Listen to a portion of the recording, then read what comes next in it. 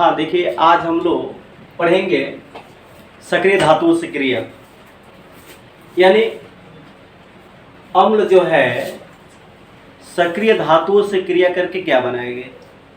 जैसे मान लीजिए कि आप सोडियम ले लीजिए, सोडियम इस हाइड्रोक्लोरिक अम्ल से क्रिया करते हैं HCl। तो ये जो है सोडियम हाइड्रोक्लोरिक अम्ल से क्रिया करके क्या बनाते हैं। तो आइए देखते हैं। देखिए, सबसे पहले किसी भी तत्व से क्रिया करने से पहले हम मूलक का पहचान करते हैं कि आखिर इसका मूलक क्या है।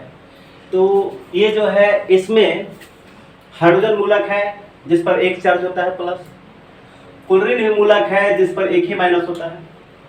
अब ये प्लस है और ये भी प्लस है, तो ये प्लस है, ये भी प्लस है, ये भी धनी, ये भी धनी। अब इस धनी, लेकिन इससे ये प्रबल है, अधिक सक्रिय है। हाइड्रोजन से सोडियम अधिक सक्रिय है, इसलिए सोडियम जो है हाइड्रोजन को विस्थापित कर देगा और खुद इसका जगह ले लेगा। जैसे क्लोरीन पर एक चार्ज होता है नेगेटिव का और सोडियम पर एक प्लस होता है, ठीक है। इधर देखिए आप लोग, तो ये सोडियम पे एक प्लस और क्लोरीन पे एक माइनस। इस कंडीशन में ये क्रिया करेगा तो ये बनाएगा NaCl, यानी नमक। ये नमक का सूत्र है, ये बन गया NaCl। और इस हाइड्रोजन को विस्थापित कर देता है, लेकिन हम अणु सूत्र इसका लिखते हैं। हाइड्रोजन को परमाणु सूत्र कहते हैं, जबकि ये लिखते समय अणु सूत्र का लिखते हैं, प्रयोग करते हैं, NH2 लिखते हैं। इस कंडीशन में देखा गया कि आपने देखा कि जो ये सोडियम धातु है अम्ल से क्रिया करके हाइड्रोजन को विस्थापित कर दे और खुद ही लवण बनाए। तो धातुएं अम्ल से क्रिया करके लवण बनाते हैं और हाइड्रोजन को विस्थापित कर देते हैं। कोई भी आप धातु ले लीजिए, जैसे कंडीशन के अनुसार। अब देखिए, अब इसको रासायनिक संतुलित कैसे करेंगे। तो देखिए, इधर हाइड्रोजन 2 है और इधर हाइड्रोजन 1 है। आप यहां लगा दीजिए, 2 हो जाएगा।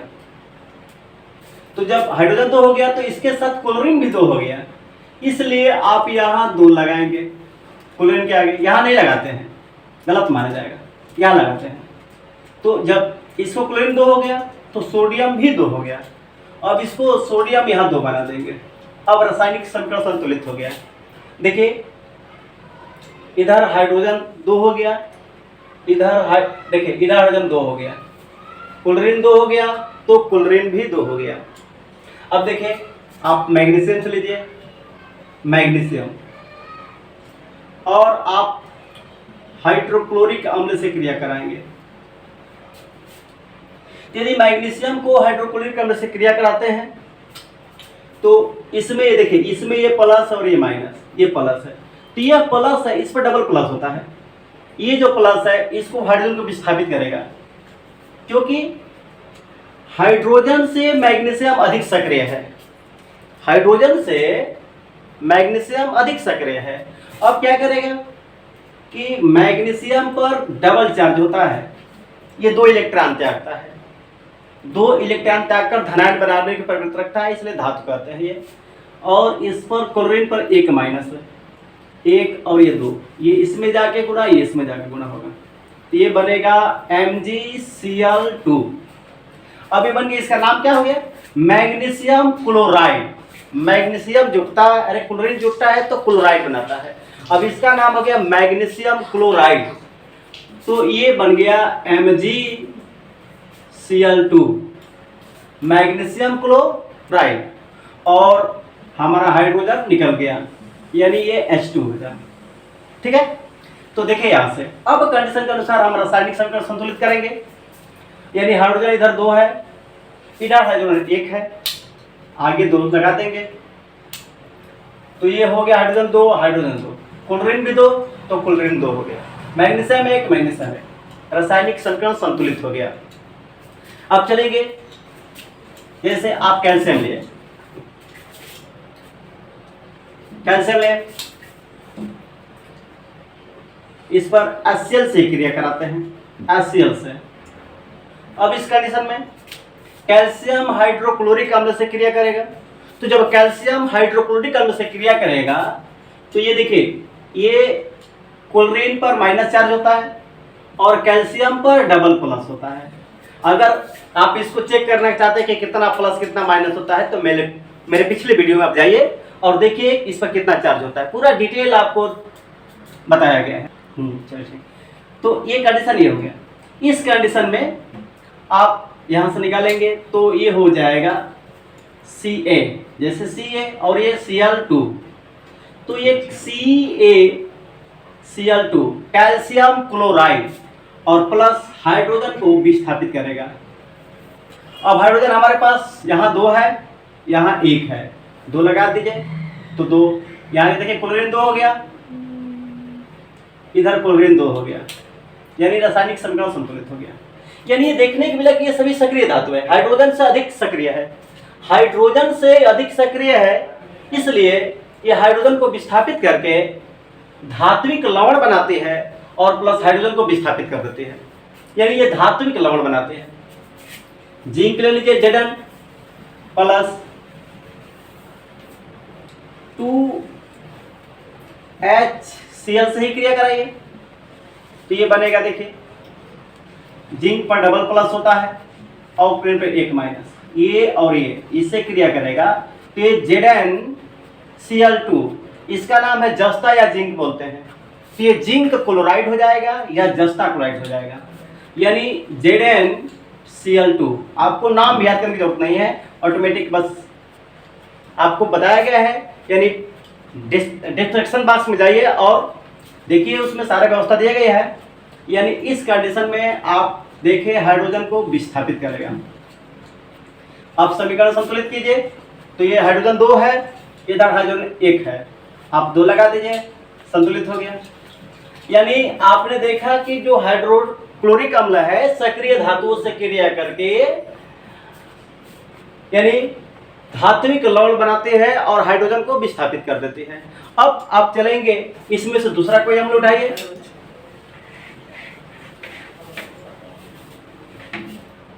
अब आप इसको लीजिए,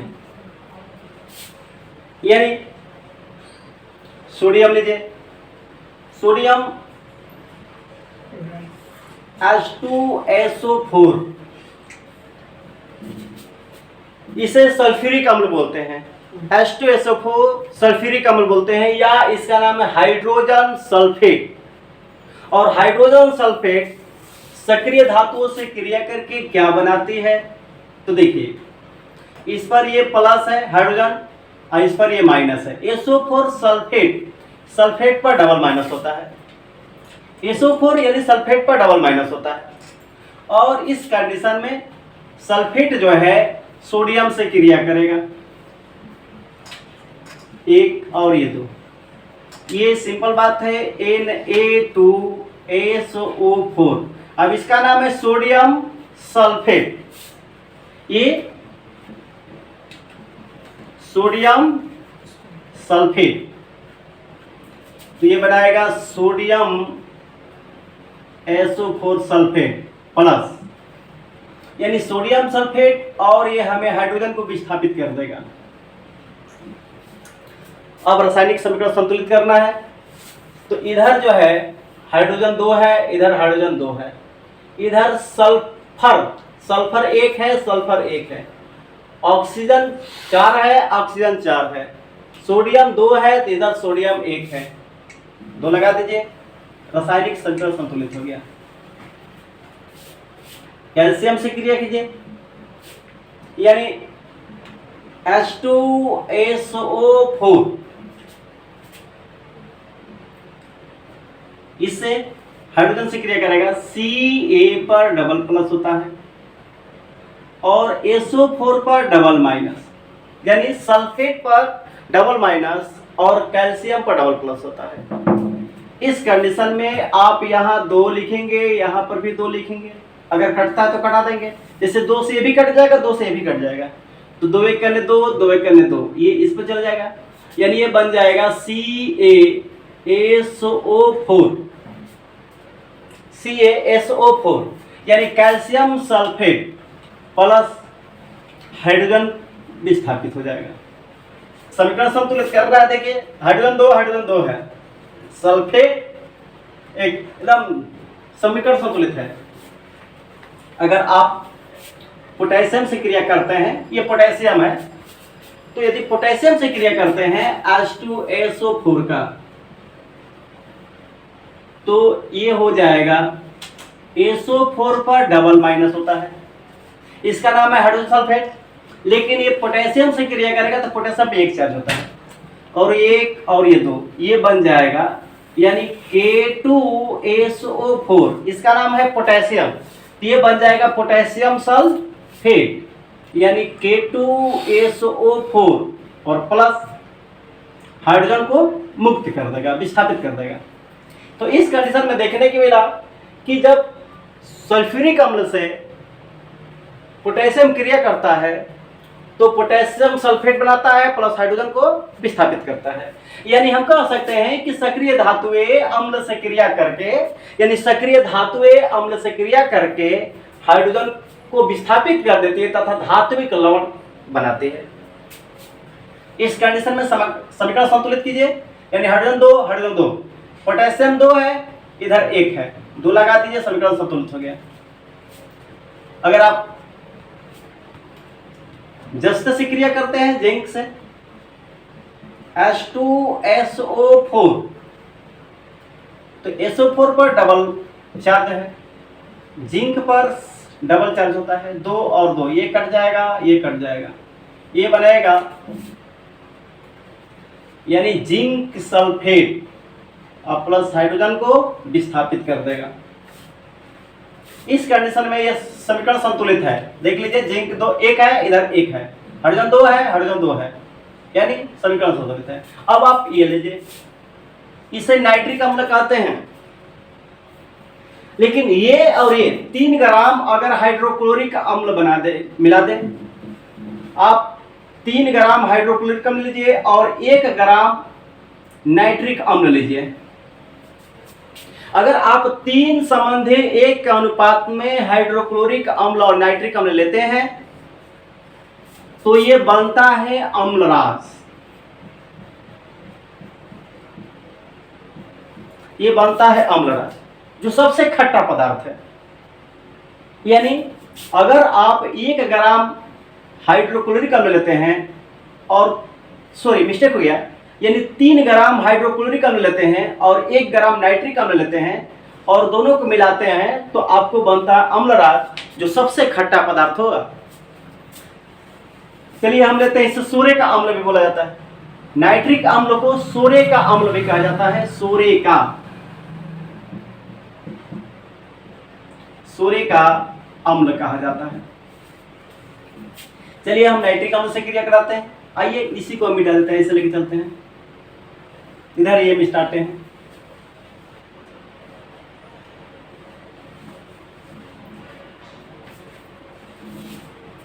यानी नाइट्रिक अम्ल से HNO3, तो हाइड्रोजन ये है और NO3 है, इस पर एक चार्ज होता है, इस पर एक चार्ज, इसलिए बनता है HNO3।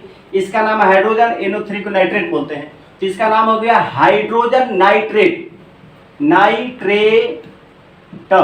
इसका नाम है हाइड्रोजन,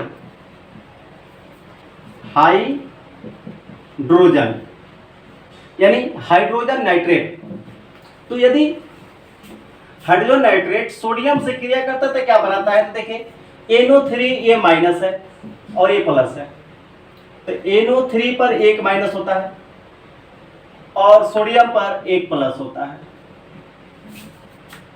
NO3 पे 1 माइनस, सोडियम पे 1 होता है, 1 और 1, ये बन गया NaNO3, इसका नाम है सोडियम नाइट्रेट, यानी NaNO3 और प्लस हाइड्रोजन को विस्थापित करेगा, यानी H2 लिखा जाता है।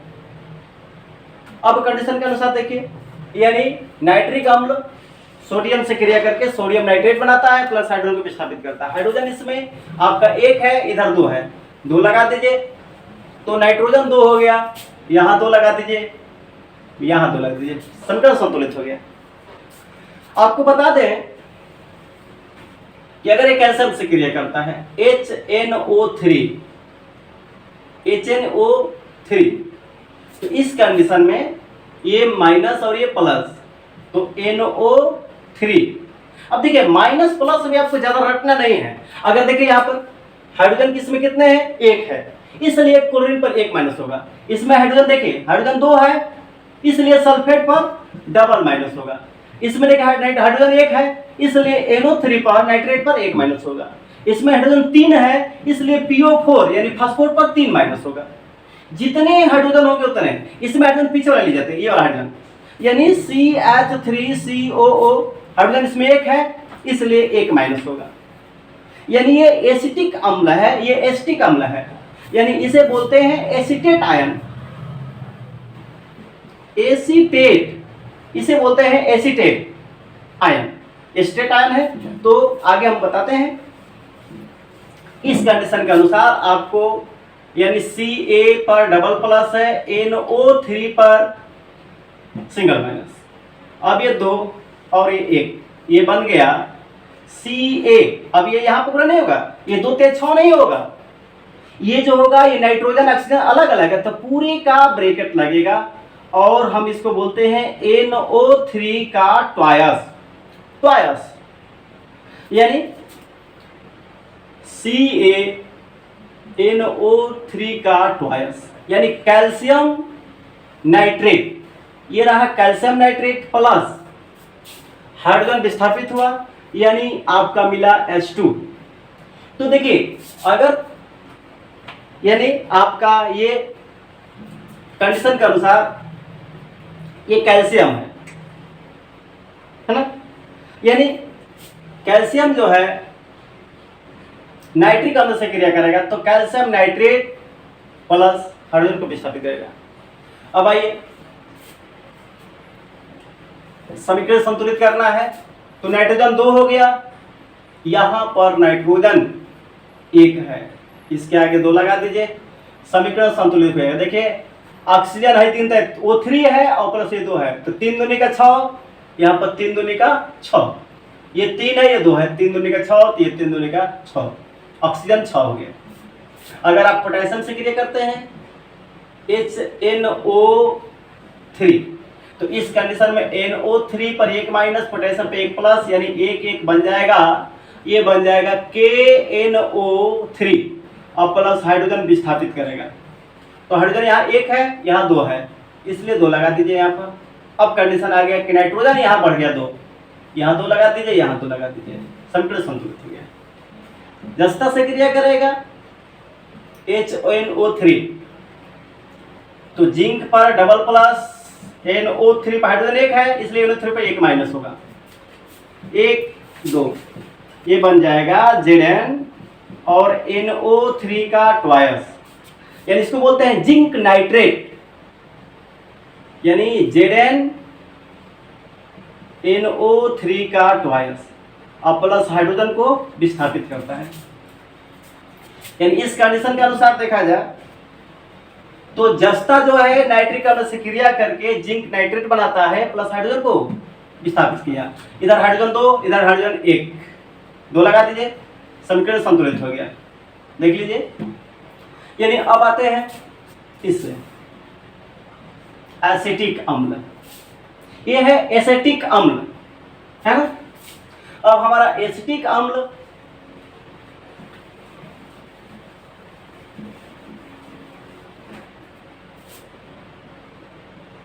यानी चलिए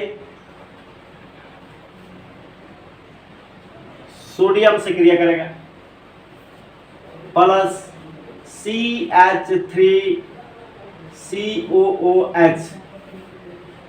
अगर ये सोडियम एसिटिक अम्ल से क्रिया करेगा तो ये एसीटेट आयन है, ये माइनस, और इसमें एसीटेट आयन को पहले लिखते हैं और धातुओं को बाद में लिखते हैं, यानी ये आपका प्लस रहा। अब एक एक बना, ये बना CH3COONA, यानी यहाँ पर जुड़ जाएगा CH3COONA। अब इसका नाम है सोडियम, इसका नाम है एसीटेट, एसीटेट। ये नाम हो जाएगा सोडियम एस्टेट, इसके पीछे से नामकरण करते हैं सोडियम एस्टेट। ऐसे हमेशा धनात्मक जो संख्या होती है उसी से, धनात्मक मूलक से ही नामकरण होता है। जैसे मान लीजिए इधर देखिए, इसमें हाइड्रोजन पॉजिटिव है इसलिए हाइड्रोजन नाइट्रेट, अब इसमें सोडियम पॉजिटिव है, सोडियम एसीटेट, है ना। तो आइए अब समीकरण संतुलित करते हैं। पहले हाइड्रोजन विस्थापित करेंगे तो H2 लिखेंगे। अब इधर हाइड्रोजन देखिए, इधर हाइड्रोजन 2 और 3, 3 2 5 है, इधर हाइड्रोजन 3 1 4 है। यदि हम यहाँ 2 लगाते हैं तो हमें यहाँ भी 2 लगाना पड़ेगा। अब यहाँ 3 दूनी का 6 2 8, 3 दूनी का 6 2 8, सोडियम यहाँ 2 हो जाएगा, रासायनिक समीकरण संतुलित हो गया। अगर ये कैल्शियम से क्रिया करेगा CH3COOH, तो ये एसीटेट आयन है, ये प्लस है, तो इसको विस्थापित करेगा CH3CO माइनस और कैल्शियम डबल प्लस, ये 2 और 1। अब ये पूरे का लगेगा ब्रैकेट, ये पूरा ब्रैकेट ये ट्वाइस लगेगा और यहाँ पर, तो ये CH3CO और Ca, यानी इसका नाम है कैल्शियम, तो कैल्शियम एसीटेट यानी CH3COO का ट्वाइस Ca और प्लस हाइड्रोजन को विस्थापित करेगा H2, यानी इसका नाम है, देखिए जैसे ये कैल्शियम, ये यहाँ है calcium, calcium acetate, sodium estate. अब समीकरण संतुलित करना है तो यहाँ 3 दूनी का 6 हाइड्रोजन 3 हो गया, यहाँ पर 6 हो गया, 3 दूनी का 6 2 8, यहाँ अगर हम लगा देते हैं तो समीकरण देखें, 3 दूनी का 6 2 8, कार्बन 2 और 2 4, कार्बन 2 और 2 4, ऑक्सीजन यहाँ 2 है तो 2 दूनी का 4, ऑक्सीजन 2 2 दूनी का 4, राइट। जिंक से क्रिया कराते हैं, यानी CH3COO यानी H, वही होगा जस्ते पे जिंक पर डबल प्लस और एसीटेट आयन पर सिंगल माइनस, ये 2 और 1, इधर क्रिया, ये बन जाएगा CH3CO का ट्वाइस इंटू जिंक, यानी इसका नाम है जिंक एसीटेट और प्लस हाइड्रोजन को विस्थापित करेगा। आप यहाँ 2 लगा दीजिए, समीकरण संतुलित हो गया। इसी तरह से यहाँ हाइड्रोजन फॉस्फेट,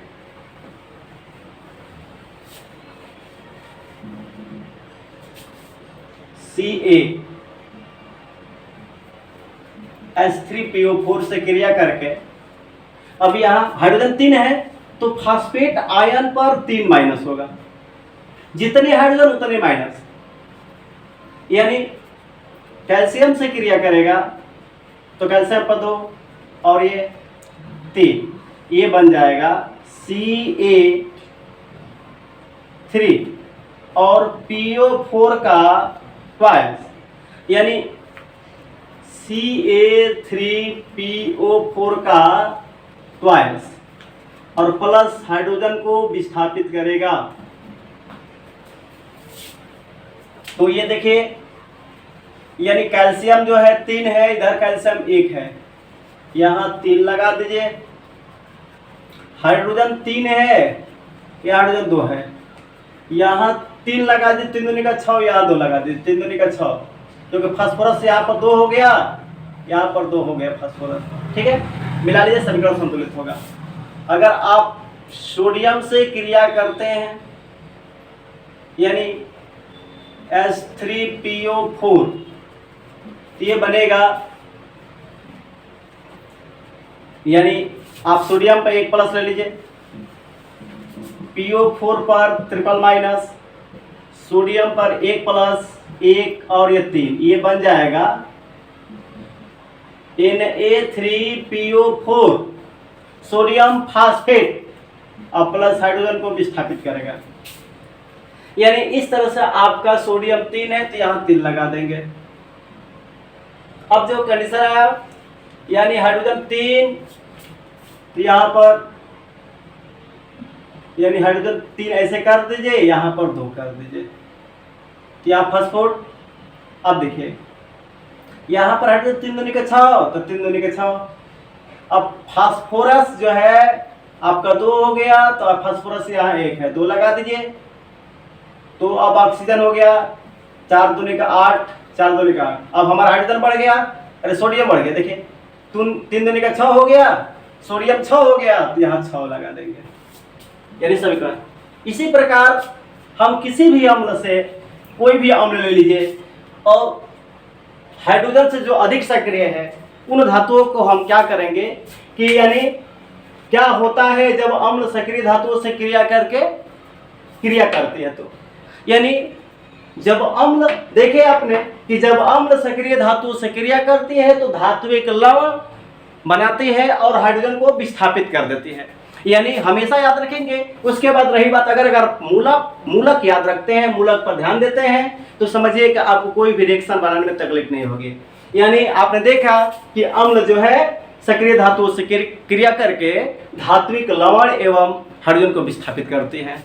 यदि आपको वीडियो अच्छी लगे तो लाइक कीजिए, सब्सक्राइब कीजिए और आप कमेंट कीजिए, ठीक है। आज के लिए धन्यवाद।